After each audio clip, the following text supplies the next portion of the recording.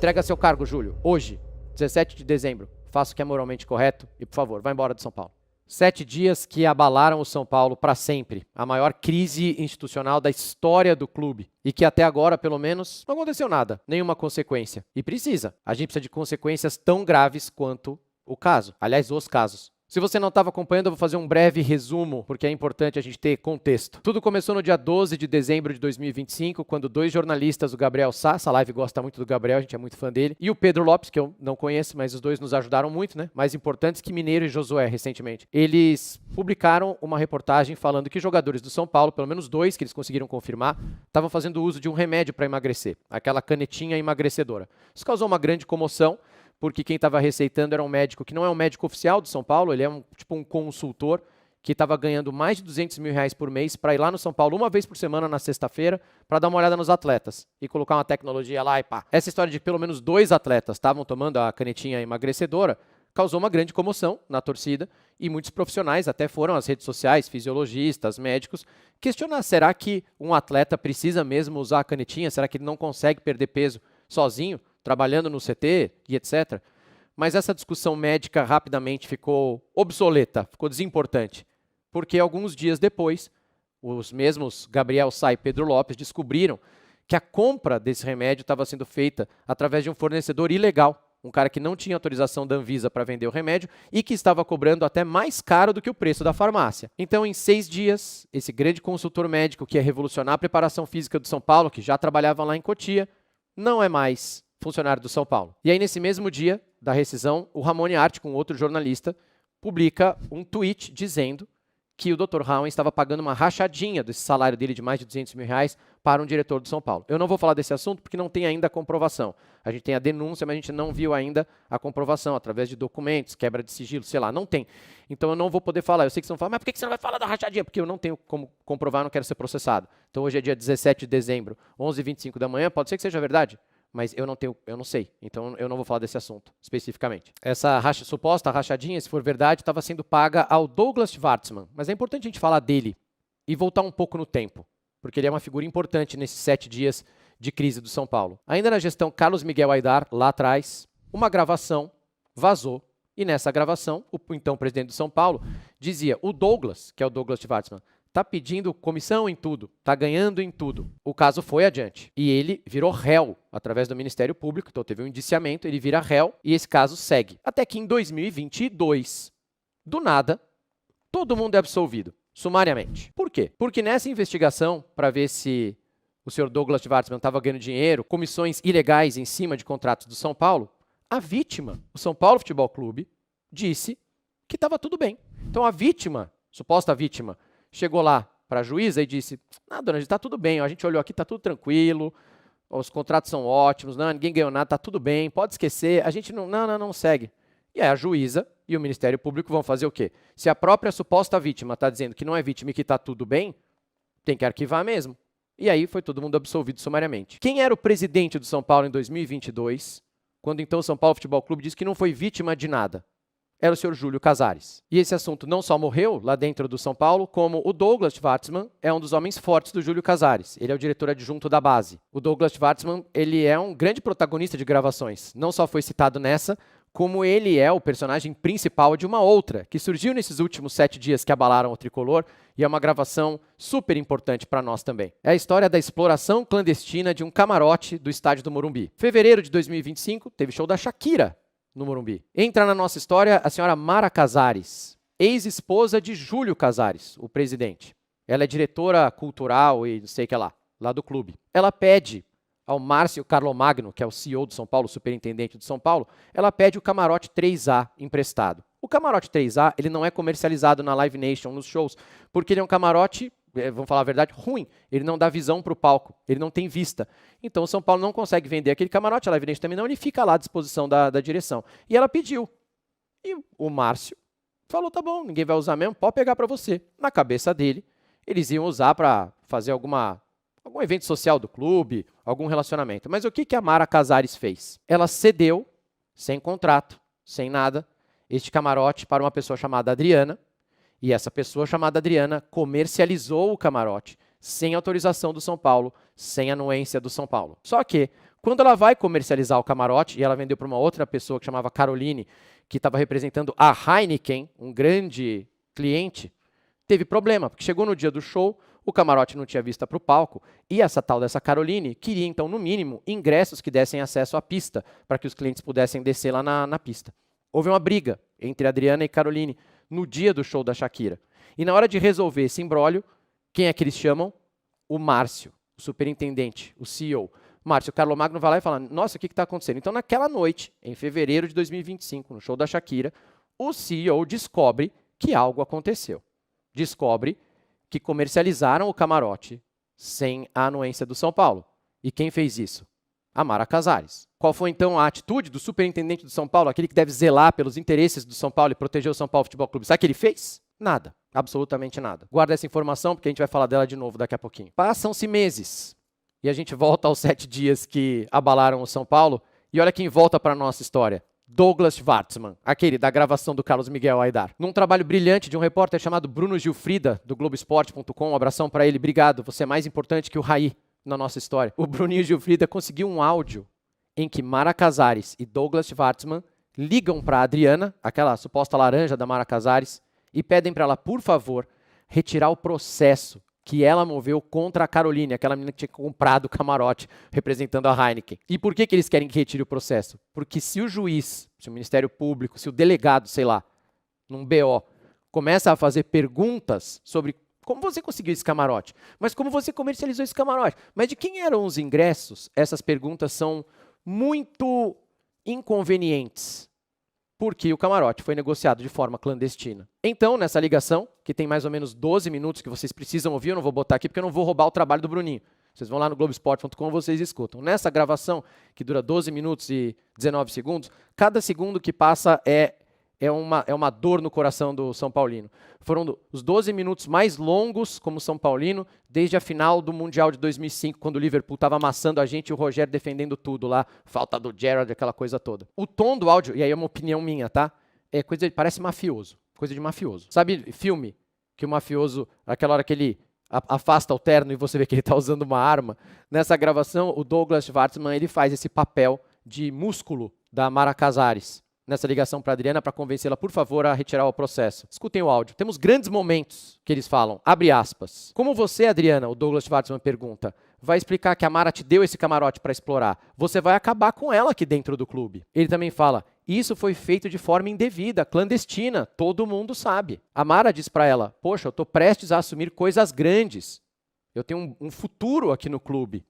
E isso vai me prejudicar demais. E o Douglas Schwartzman ainda fala, teve negócio aí que eu ganhei, você ganhou, todo mundo ganhou, praticamente uma confissão. Então, sim, é muito difícil, porque eles alegam que foi descontextualizado, que no momento oportuno, muito difícil, esse áudio está descontextualizado, muito difícil ter um contexto que justifique esse áudio, que justifique alguém falar que foi de forma clandestina, alguém falar, eu ganhei, você ganhou, todo mundo ganhou, nós já ganhamos, você vai prejudicar a Mara, ela te deu de forma ilegal, é muito difícil ter um contexto que justifique, né? Então, Mara Casares, a diretora cultural, pediu afastamento, o Douglas Schwartzman também pediu afastamento, ele é diretor adjunto da base do São Paulo. A reportagem do Globoesporte.com, através do Bruno Gilfrida, vai lá conversar com o CEO, com o Márcio Carlomagno, porque ele também é citado no áudio, falando que você vai prejudicar o Márcio. E ele falou, eu não sabia que ia ser comercializado de forma indevida, eu acredito nele. Mas ele descobriu em fevereiro, então vamos voltar a essa história. Por que ele não fez nada? Como pode o superintendente do São Paulo perceber que um camarote foi negociado ilegalmente,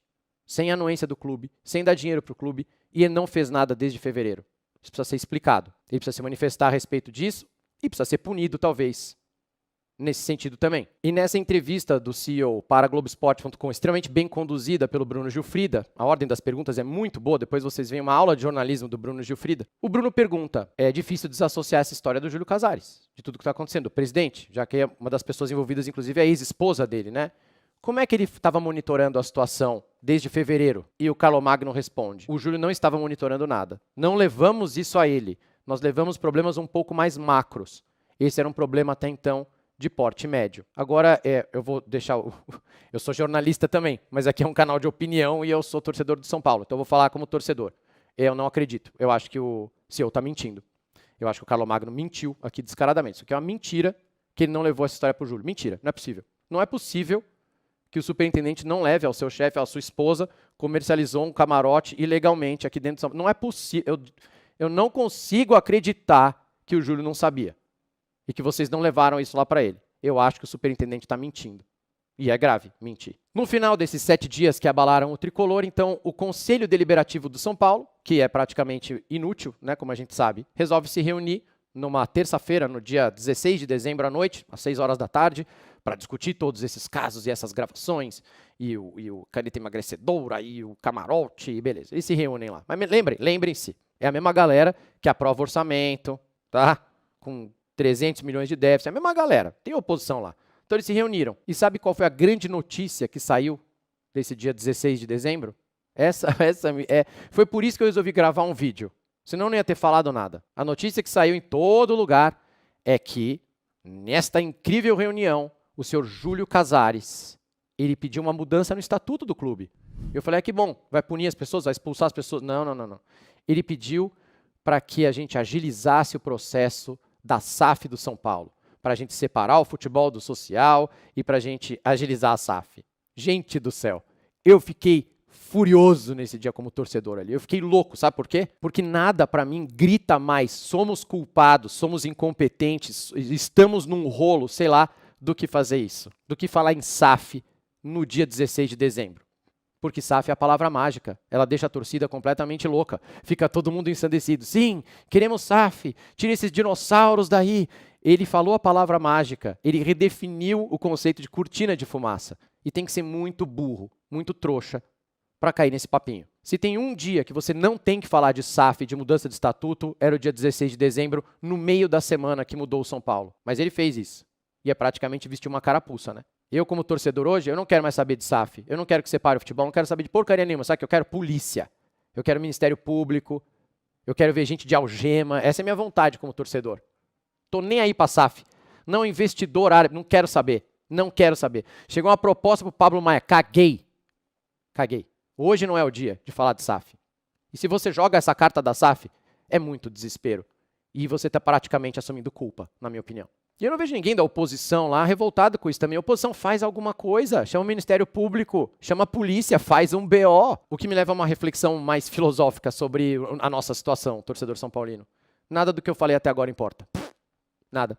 A matéria do Bruninho Gilfrida não importa, a matéria do Gabriel Sá e do Pedro Lopes não importa, nada disso importa.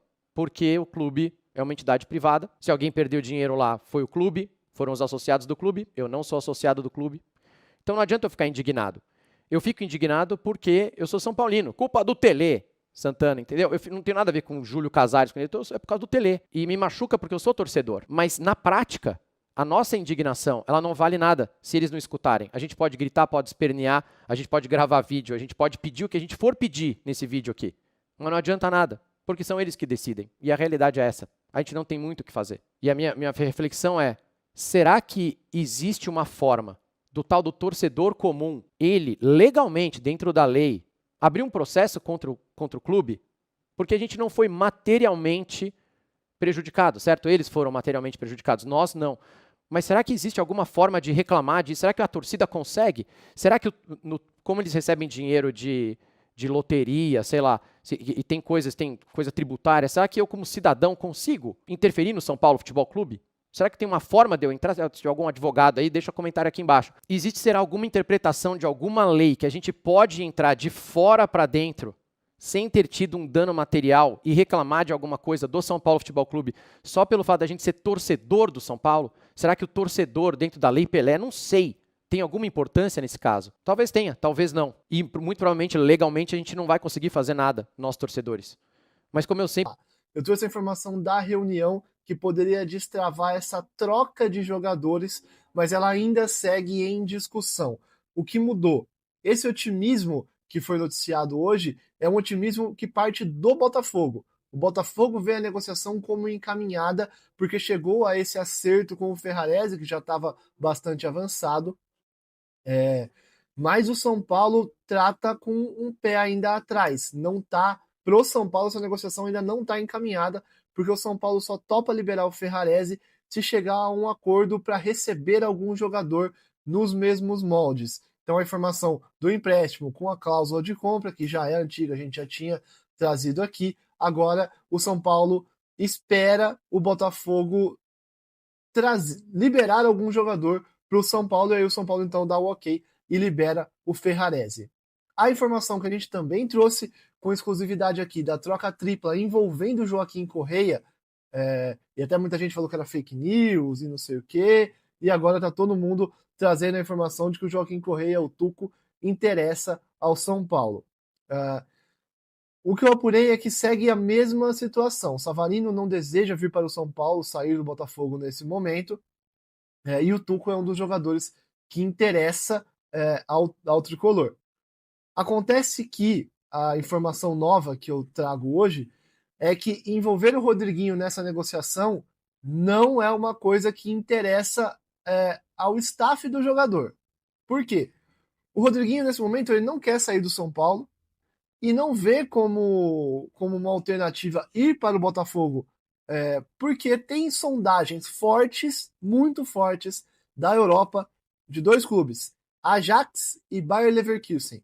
Os dois querem o Rodriguinho e querem levá-lo em regime de pré-contrato. Né? Então o Rodriguinho tem contrato até o final do ano que vem, né? E pode assinar um pré-contrato para sair do São Paulo de graça a partir do meio do ano. Mais uma vez, o São Paulo peca na renovação de contrato e pode perder um jogador por deixá-lo entrar no último ano de contrato. Isso é recorrente, a gente está vendo acontecer direto. Aconteceu, por exemplo, com o Wellington. O São Paulo só enviou uma proposta de renovação para o Rodriguinho no meio do ano passado e nunca mais falou sobre o tema. As conversas não avançaram e agora o Rodriguinho entra no último ano de contrato. Quando entra no último ano de contrato, a gente sabe, as coisas complicam. Se não tiver uma negociação já pelo menos aí em andamento, fica muito difícil renovar com o jogador. Então, Rodriguinho no Botafogo, é difícil que isso... Não estou falando que é impossível, tá? Mas é difícil que isso aconteça, assim como é difícil que o Savarino venha para o São Paulo. Então, duas propostas da Europa que podem tirar aí o Rodriguinho de graça do São Paulo. Só trazer, então, o São Paulo aguarda, tá? Só um recap. O São Paulo aguarda uma liberação de um jogador do Botafogo para aí sim dar o ok para o Ferrarese ir para o Botafogo. Essa conversa encaminhada do Ferrarese com o Botafogo é algo que vem lá do Rio de Janeiro para o São Paulo. Resta, se não um jogador emprestado, pelo menos uma compensação financeira. E a outra informação que também está saindo hoje sobre o Galopo ficando no River Plate pelo Enzo e o Tapia, a gente também já tinha trazido aqui na semana passada. Quem acompanha o canal, pode que o segundo vídeo do canal, um vídeo que a gente fala sobre Patrick, sobre Luiz Gustavo, a gente também fala sobre Galopo e que ele ficaria no River Plate, já finalizando os trâmites, em troca de Enzo Dias e Tapia no São Paulo. Então são essas as informações do dia. Se você ainda não está inscrito no canal, se inscreve aí, é de graça, me ajuda, deixa o like também. E a gente vai ficando por aqui com essa edição preocupante para o São Paulo. E com qualquer novidade sobre o tema Ferrarese no Botafogo, eu trago aqui. Até a próxima. Tchau. Tchau. Isso. Já está na mão da Polícia Civil de São Paulo. Ele vai ser investigado. Se Deus quiser, e vão achar tudo que está errado de roubalheira no nosso São Paulo Futebol Clube. E cabeças vão rolar. Mas eu vou comentar tudo isso. Só que antes, obviamente, eu tenho que falar do nosso amado São Paulo Futebol Clube. Justamente eu estou com essa camisa por causa disso. Porque hoje, dia 18 de dezembro de 2025, estamos comemorando 20 anos do tricampeonato mundial lá no Japão. Isso mesmo. Tricampeão do mundo. Aliás, o único clube, o único time tricampeão do mundo no Brasil. Atravessamos o mundo 3 vezes e levantamos a taça 3 vezes. Fomos tricampeões mundiais, o único no Brasil. Os outros rivais, com o maior respeito do mundo, tentam, não conseguem e nunca vão conseguir. E é um dos motivos que nós somos e sempre seremos o maior do Brasil. Mesmo com o que está acontecendo no São Paulo Futebol Clube, toda essa barbaridade. Então é um dia muito especial para nós São Paulinos e para o nosso amado São Paulo Futebol Clube. Exatamente 20 anos conquistamos o tricampeonato mundial. E eu, graças a Deus, vi os 3 mundiais. Que eu sempre falo, vi o primeiro campeonato brasileiro em 77 do meu amado São Paulo Futebol Clube com 10 anos. O meu saudoso avô e meu saudoso pai. E graças a Deus eu nasci tricolor, mas eles me fizeram São Paulino, desde os 4 anos de idade, me levando no Morumbi. E, gente, o meu pai, São Antônio, em todas as ocasiões, Natal, meu aniversário, Dia das Crianças, no caso, que eu era criança, os presentes que meu pai me dava, era tudo do São Paulo Futebol Clube. Não tinha negócio de calça normal, camisa, bicicleta. Ou só se for a bicicleta, eu não lembro, cara, com o distintivo de São Paulo. Mas era meia do São Paulo, agasalho do São Paulo, camisa do São Paulo, boné do São Paulo, meia do São Paulo. Tudo que tivesse do São Paulo Futebol Clube é o que eu ganhava de presente do seu Antônio. Seu Antônio, que saudade. E do meu avô também, o seu Alberto. Então, que orgulho e que honra de eu ter nascido São Paulino e ser São Paulino. E vou levar isso comigo até o final da minha vida. E sempre agradecendo ao meu avô e principalmente meu pai por terem me feito São Paulo Futebol Clube. É muita emoção para mim, sabe? Porque, eu fiz do São Paulo a minha vida, não é por causa dessa porra de outubro, não. Eu sempre fui apaixonado, sempre amei o São Paulo Futebol Clube. Talvez por eu ser muito criança, com 4 anos de idade, meu pai e meu avô que sempre me levaram no Morumbi. Então eu estou com essa camisa porque exatamente 18 de dezembro de 2025 ganhamos o tricampeonato mundial. Tá? Todos vão lá. Mas o único que foi 3 vezes e foi trimundial é o São Paulo Futebol Clube. Simples assim. Com todo respeito aos rivais. Mas somos o maior do Brasil, apesar dessa gestão de merda que nós temos aí hoje em dia. E outra coisa, eu quero falar a respeito deste bosta aqui, esse bunda mole. Inclusive ele está com a camisa do São Paulo Futebol Clube, vejam bem. E todos falam, inclusive meu amigo lá, que ele é santista. Isso, ele é santista. Sabe essa porcaria desse cara aqui? Nada contra a instituição Santos Futebol Clube. Nunca, isso não. É contra esse cidadão aqui, ó. Que ele é santista, ele é diretor do clube social do São Paulo Futebol Clube, que ele é cupincha do Casares, né? É. E pasme, eu não sabia. Ele é conselheiro do São Paulo Futebol Clube. Bom, todo mundo sabe que tem vários conselheiros lá dentro que não são São Paulinos. Começa daí a merda dessa gestão do Casares e as anteriores, que permitiram isso. Aí dá uma olhada que esse cara falou aqui. Gente do céu. Esse vai ser investigado e se for culpado, porque eu acho que vai ser, vai ter que ir pra cadeia, todos esses caras. Dá uma olhada que esse cara falou. O direito do clube social, o diretor do clube social, o Dedé, defendeu Mara Casares e o Douglas Schwarzenegger lá. No conselho, ele defendeu. Não, como é que ele defendeu isso? Tem os áudios comprovando a culpa da venda dos ingressos de camarote. Isso é proibido pelo Estatuto do São Paulo Futebol Clube. Os caras ganhando dinheiro e ficando rico por causa de shows no Morumbi. Olha que esse patético falou. É brincadeira, né? Não tem cabimento um negócio desse, gente.